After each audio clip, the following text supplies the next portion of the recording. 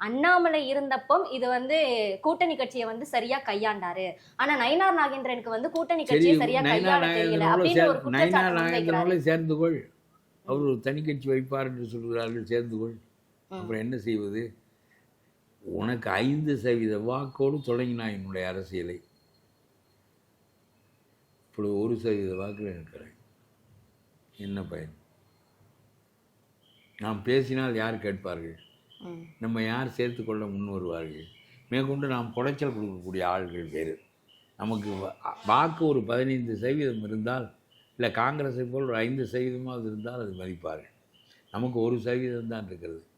விஜயகாந்த் கட்சிக்கு 1%, தினகரன் கட்சிக்கு 1.25%, எடப்பாடிக்கு இது ஓபிஎஸ்க்கு அதுவும் தெரியவில்லை. அப்புறம் கம்யூனிஸ்ட் கட்சி, மார்க்சிஸ்ட் எல்லாம் 1%, 1.5% வாக்குகள் தான் வைத்திருக்கிறார்கள். திருமாவளவன் ஒரு 3-4% வாக்குகள் வைத்திருப்பார்.